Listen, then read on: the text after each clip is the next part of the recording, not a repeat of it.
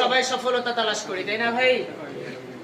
আমরা আজকে যেমন নিজেদের কর্মব্যস্ততা সকল কিছু ছেড়ে ছুড়ে এখানে জানাজার নামাজে একত্রিত হয়েছি, আল্লাহর কসম করে বলি ভাই, যদি আমরা প্রতিদিন প্রতি ওয়াক্ত নামাজে এভাবে উপস্থিতি দিতে পারি তো সফলতা আমাদেরকেই তালাশ করবে, সফলতা আমরা তালাশ করতে হবে না ভাই। এটা তো ফরজে কিফায়া, 2-4 জন পড়ে দিলেই হয়ে গেল, আদায় হয়ে গেল, দায় মুক্ত হয়ে গেলাম আমরা সবাই।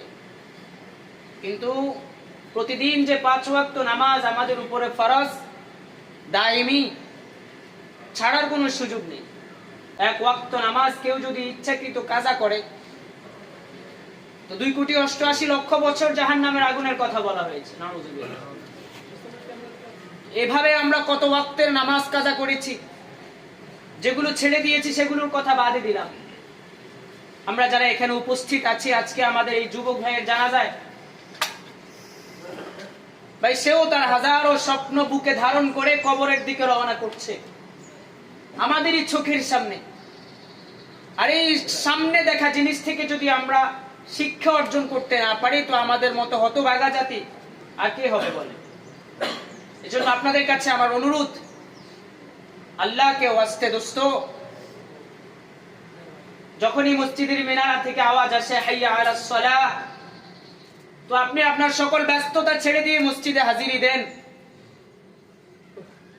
মসজিদের এই খাট আপনার ঘরে যাওয়ার আগে আপনি মসজিদে হাজিরি দেন।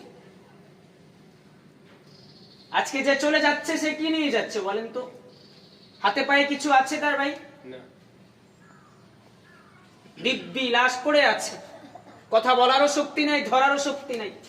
আঘাত করেন, প্রতিঘাত করবে না, প্রতিহত করারও তার কোনো ক্ষমতা নেই, চাইলেও পারবে না।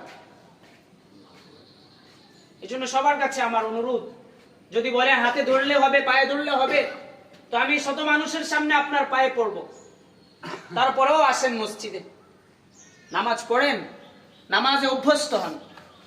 আপনি যদি নিজেকে নামাজে অভ্যস্ত বানাতে পারেন, আল্লাহর কসম সফলতা আপনার গোলাম বনে যাবে। আল্লাহ আমাদেরকে বুঝার, মানার, আমল করার তৌফিক দান করুন।